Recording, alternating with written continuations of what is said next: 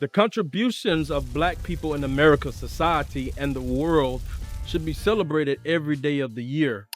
But each February, Black History Month presents an unique opportunity to dedicate time to mindfully appreciate the global impact of Black individuals and communities.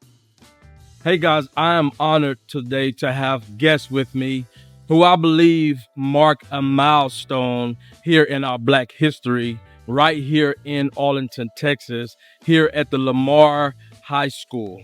And it's an honor and it's a privilege to have my guest. You guys, when I met you guys have an interesting story when it comes to the history here at Lamar High School.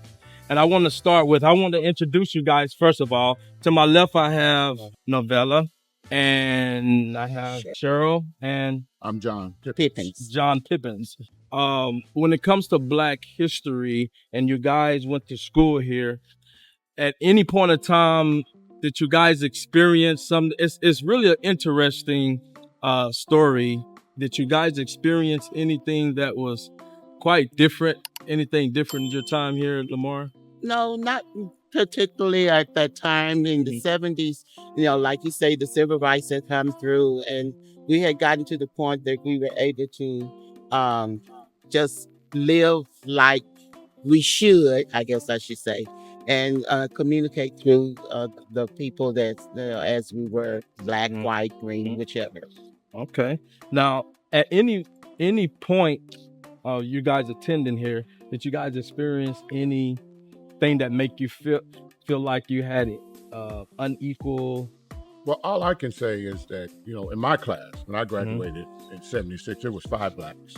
Of the 5 Blacks that we had, I can't remember anything other odd. The reason that we were at Lamar is because we lived on the north side of the division. And because this was a very affluent area over here.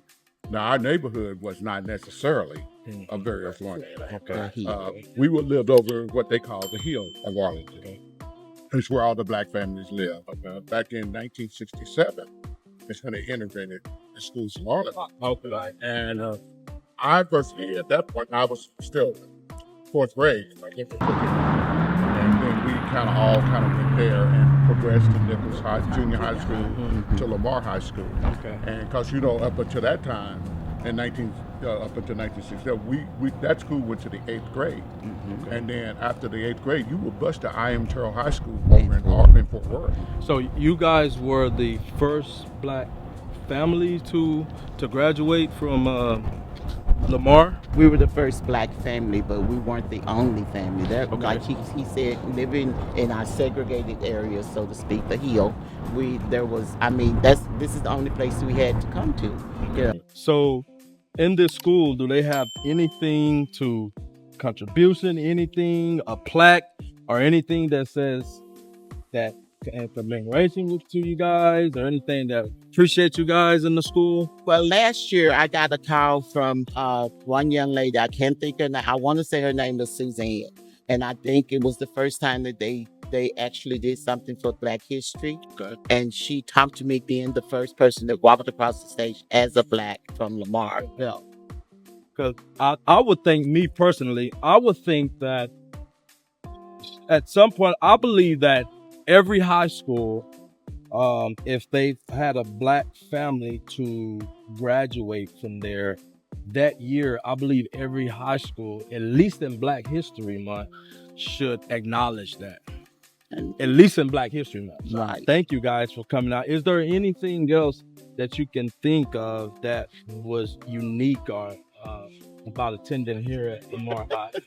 You want to tell your story about Roots?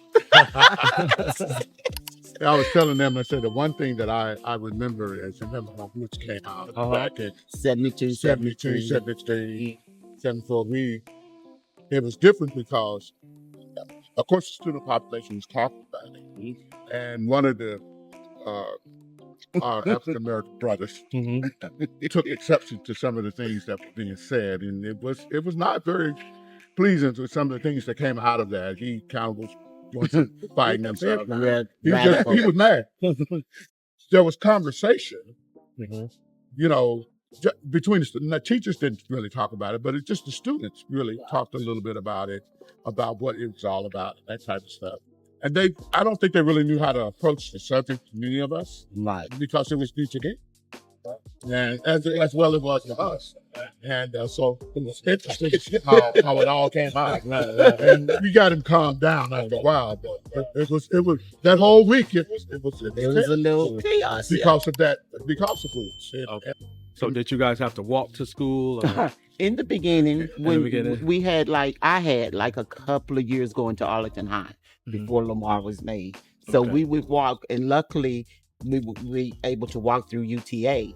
And at the time, my parents worked there, so we could stop and see them and do whatever. But yes, we did walk. Okay. We did a lot of walking. I think your guys' story is interesting. Again, thank you guys for, for paving the way for people like me and others.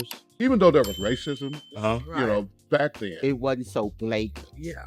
And right now, it's just everywhere. it's just everywhere. I mean, people just say what they're going to say. Point. Right. Back then, it was a little more subtle Mhm. in how people would say, but now it's just Say anything. just come out anyway. So I would say that though it was complex and it was difficult and things were going out back in the 60s and 70s, I don't think it's much different back as it was back then. That's that we got to fight for everything. Everything.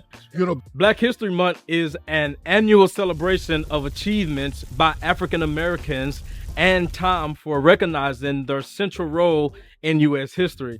Also known as African American History Month, the event grew out of Negro History Week thanks to Carter G. Woodson and other prominent African Americans. Since 1976, every U.S. president has officially designated the month of February as a Black History Month. Other continues around the world, including Canada and the other United Kingdom, also devoted a month of celebration for Black History Month. 5, 4, 3, 2, 1, action. No action. So I appreciate you guys for coming out. I appreciate you again. Appreciate me. I've done all the work. Yeah. So